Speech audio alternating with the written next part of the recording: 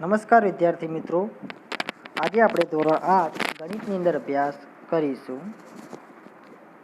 આજે આપણે ગણિતની અંદર વર્ગ અને વર્ગમૂળ આ ચેપ્ટરનો અભ્યાસ કરીશું.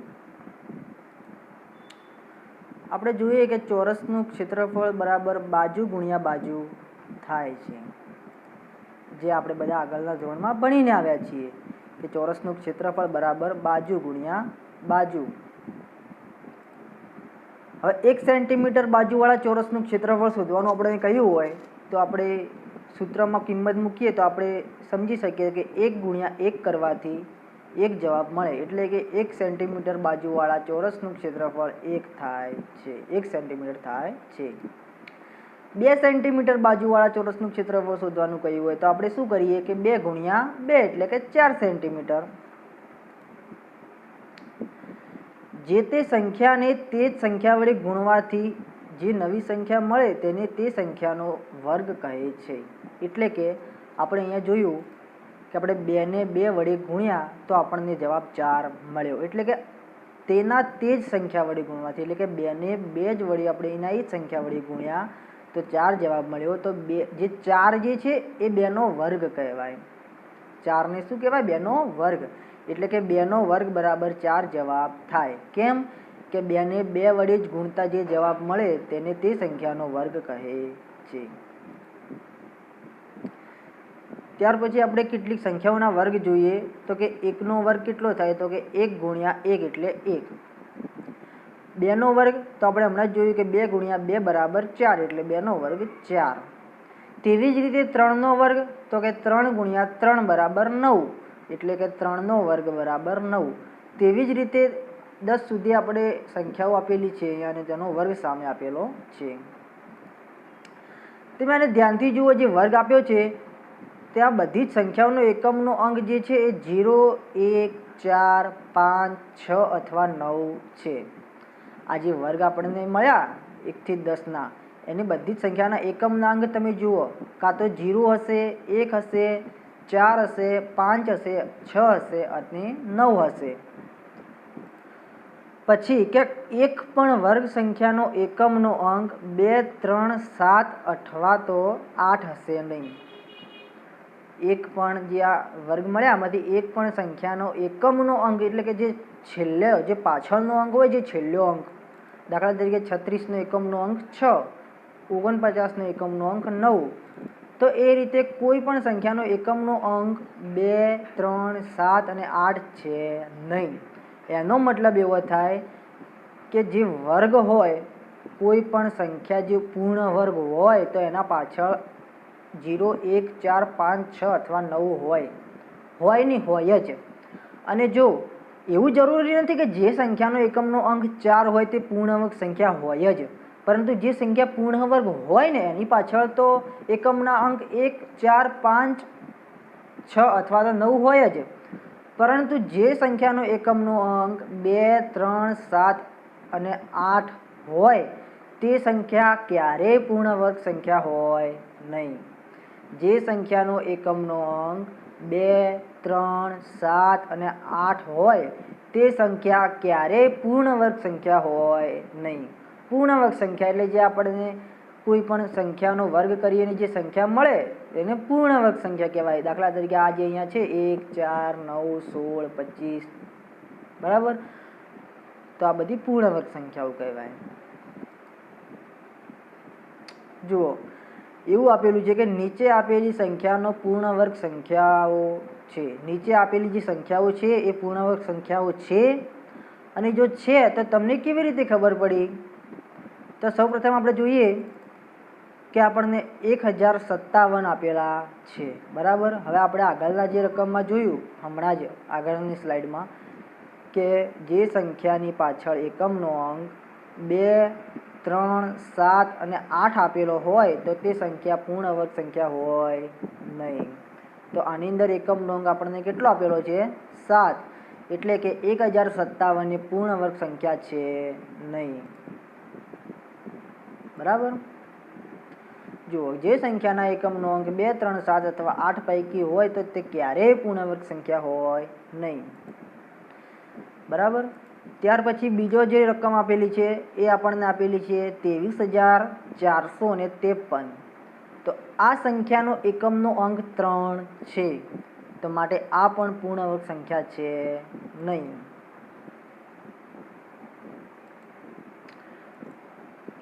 બરાબર. હજી બાકીની જે બીજા દાખલા છે તે તમે આ રીતે ગણી લેજો. બરાબર. જે પાછળના જે આ રકમો છે તે તમારી ઘરેથી ગણવાની રહેશે. બરાબર. હોમવર્કની અંદર કેવી રીતે? આ જ રીતે જો એકમનો અંક 3, 7, 2 અને 8 હોય તો એ પૂર્ણ વર્ગ છે નહીં, અને જો આના સિવાયના હોય તો તે સંખ્યા પૂર્ણ વર્ગ હશે. અને ના પણ હોય એવું નક્કી નથી કે હશે જ, પરંતુ જે સંખ્યાનો એકમનો અંક 2, 3, 7 અને 8 હોય એ તો ક્યારેય પૂર્ણ વર્ગ સંખ્યા હોય નહીં. નીચે આપેલી સંખ્યાનો વર્ગ કરવાથી મળતી સંખ્યાનો એકમનો અંક શું મળશે? બરાબર. હવે જુઓ, અહીંયા આપણે આપેલું છે 1234. આ સંખ્યાનો વર્ગ કરવાથી એકમનો જે અંક આપણને મળશે એ એકમનો અંક શું હશે?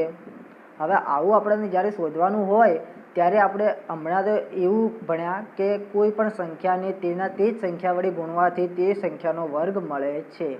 એટલે કે આ જે 1234 આપ્યા છે તેનો વર્ગ શોધવા માટે આપણે 1234 ગુણ્યા 1234 કરવા પડશે. પરંતુ હવે એ ગુણાકાર એ ખૂબ મોટો થઈ જાય અને આપણને વાર પણ બહુ લાગે. તો હવે આનો એકમનો અંક ખાલી આપણે શોધવાનો છે. તો શું કરવાનું? જે સંખ્યા આપી હોય તેના એકમના અંકનો વર્ગ શોધવાનો. કોઈ પણ સંખ્યા આપી હોય તેનો જે એકમનો અંક હોય તે અંકનો જ ખાલી આપણે વર્ગ શોધવાનો. બરાબર. તો જુઓ, અહીંયા 1234 સંખ્યા આપી છે અને તેના એકમનો અંક કેટલો છે? 4 છે. 1234ના એકમનો અંક 4 છે. તો હવે આપણે 4નો વર્ગ શોધવાનો. તો આપણે 4નો વર્ગ તો સીધી રીતે મોઢેથી પણ શોધી શકીએ કે 4 ગુણ્યા 4 એટલે કે 16. બરાબર. હવે જોવાનું શું? આપણને એકમના અંકનો જે આપણે વર્ગ શોધ્યો ને એનો પાછળનો અંક જોવાનો. બરાબર. આ આપણે 16 શોધ્યા, તો 16નો એકમનો અંક શું છે? 6. તો જે 16નો એકમનો અંક 6 છે એનો મતલબ કે આ જે 1234નો તમે વર્ગ શોધશો ને તો એનો પણ એકમનો અંક 6 મળશે. બરાબર. 1234ના વર્ગ સંખ્યાનો એકમનો અંક 6 હોય. કેવી રીતે? ગમે એટલી મોટી સંખ્યા આપી હોય, આપણને 5 આંકડામાં આપી હોય, 6 આંકડામાં આપી હોય, ગમે એવડી મોટી સંખ્યા આપી હોય, એ સંખ્યાનો એકમનો અંક જે આપણને આપેલો હોય તેનો વર્ગ આપણે શોધવાનો, અને એ વર્ગમાં જે આપણને જવાબની અંદર એકમનો અંક મળ્યો હોય તે જ અંક તે આપેલી મોટી સંખ્યાનો એકમનો અંક પણ બને. બરાબર. બીજો દાખલો જોઈએ કે 9106. બરાબર. આ સંખ્યાના વર્ગ કરતાં એકમનો અંક શું મળે?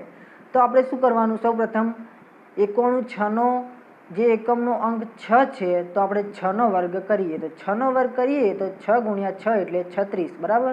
હવે 36નો એકમનો અંક આપણને 6 મળ્યો. એનો મતલબ કે 9106 આ સંખ્યાનો વર્ગ કરીએ તો જે મળતી સંખ્યાનો એકમનો અંક 6 હશે. ત્યાર પછી આપણે સ્વાધ્યાય 6.1 તરફ જઈએ. તેનો પહેલો દાખલો છે કે નીચે આપેલ સંખ્યાનો વર્ગ કરવાથી એકમનો અંક શું મળે? જે આપણે હાલ જ ભણ્યા. તો સૌપ્રથમનો જે સંખ્યા છે 81. તો 81માં આપણે હમણાં હાલ જોયું કે એકમનો અંક જે હોય એનો વર્ગ કરવાનો. તો આપણે 81ની અંદર એકમનો વર્ગ 1 છે, તો 1નો વર્ગ કરીએ આપણે. તો 1નો વર્ગ કરીએ તો 1 ગુણ્યા 1 એટલે કે 1 જવાબ મળે. તો 81ના એકમનો અંક પણ 1 હશે. ત્યાર પછી બીજી સંખ્યા છે 272. તો જે રીતે આ જ રીતે મિત્રો આની અંદર એકમનો અંક 2 છે તો આપણે 2નો વર્ગ કરીએ. 2નો વર્ગ કરીએ તો આપણને જવાબ 4 મળે છે. એનો મતલબ કે જે 272 છે તેનો વર્ગ કરતાં જે સંખ્યા મળશે એ સંખ્યાનો એકમનો અંક 4 હોય. ત્રીજી સંખ્યા હતી 799. તો 799નો એકમનો અંક 9 છે. બરાબર. 9નો વર્ગ આપણે કરીએ તો 81 જવાબ મળે. 9 ગુણ્યા 9 એટલે 81. બરાબર. હવે 81ની અંદર એકમનો અંક 1 છે એનો મતલબ કે 799નો વર્ગ કરીએ અને મળતી સંખ્યાનો એકમનો અંક પણ 1 હશે. જે બાકીના બીજા રકમો છે એ તમારે ઘરેથી ગણવાની રહેશે. બરાબર. દાખલા નંબર 2 જોઈએ આપણે કે નીચેની સંખ્યાઓ માટે સ્પષ્ટ છે કે તે પૂર્ણાંક સંખ્યાઓ નથી, કારણસર જણાવો. બરાબર. તો આપણે હમણાં જોયું હતું ને, જે એ રીતે ગણવાનું છે કે જે સંખ્યાનો એકમનો અંક 2, 3, 7 અથવા તો 8 પૈકી હોય તે ક્યારેય પૂર્ણવર્ગ સંખ્યા હોય નહીં. બરાબર. હવે જે પહેલી 4 રકમો છે ને એ આપણે આગળ જોઈ છે હમણાં હાલ જ. બરાબર. તો 5મા નંબરથી આપણે શરૂ કરીએ કે 64,000 છે. બરાબર. હવે મિત્રો જુઓ, તમને એક બીજી વાત કહું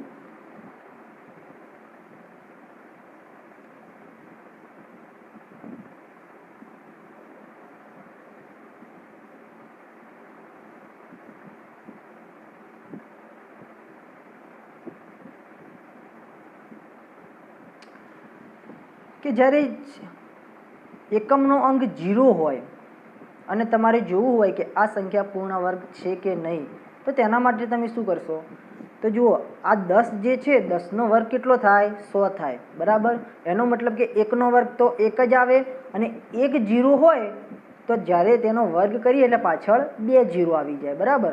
એનો મતલબ કે કોઈ પણ સંખ્યાની પાછળ જે 0 હોય છે એ 0 બેકી સંખ્યામાં હોય તો એ પૂર્ણ વર્ગ સંખ્યા બની શકે છે. કોઈ પણ સંખ્યાનો પાછળ 0 આપેલા હોય અને એ 0 બેકી સંખ્યામાં હોય તો એ સંખ્યા પૂર્ણ વર્ગ સંખ્યા બની શકે છે. હવે ક્યારે જુઓ કે આ જે 100 આપેલા છે તેની પાછળના 0 જે છે એ 2 છે. 2 એટલે બેકી સંખ્યામાં છે, તો આ સંખ્યા એ પૂર્ણ વર્ગ સંખ્યા બની શકે છે. બરાબર.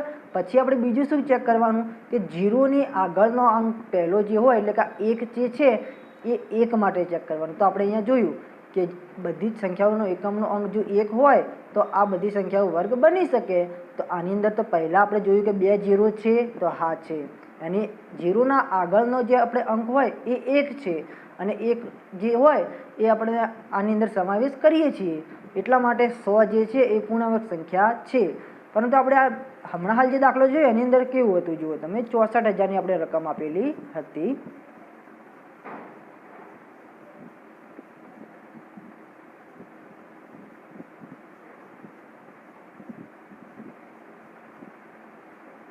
બરાબર.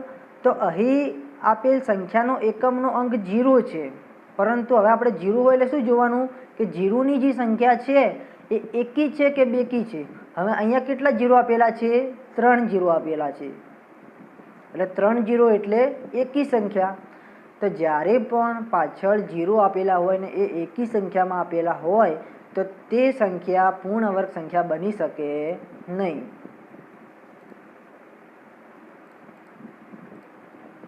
બરોબર. પરંતુ 0ની સંખ્યા એ એકી સંખ્યામાં છે, માટે આ સંખ્યા એ પૂર્ણ વર્ગ સંખ્યા નથી. આમ તો જે સંખ્યાની પાછળ 0 હોય એ પૂર્ણ વર્ગ સંખ્યા બની શકે, પરંતુ આપણે શું ચેક કરવાનું કે 0 હોય પણ 0ની સંખ્યા કેવી છે? એકી છે કે બેકી છે? જો બેકી હોય તો એ સંખ્યા પૂર્ણ વર્ગ બની શકે. જો અહીંયા ખાલી 64 અને પાછળ 2 0 આપ્યા હોત તો એ સંખ્યા પૂર્ણ વર્ગ સંખ્યા બની શકત, પરંતુ અહીંયા 3 0 હોવાથી આ સંખ્યા પૂર્ણ વર્ગ સંખ્યા બનશે નહીં.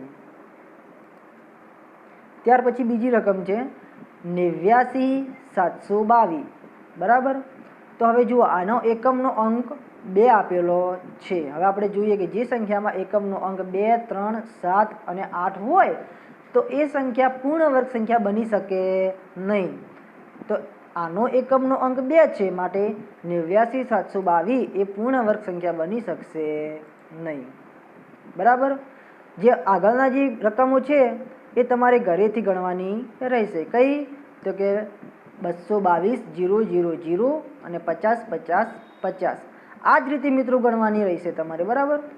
તો આપણે આ પ્રકારની અંદર જે આ 3 દાખલા જોયા એની અંદર જે મેં રકમ બાકી રાખી છે એ બધા જ દાખલા તમારે ઘરેથી ગણી અને ફોટા મૂકવાના રહેશે.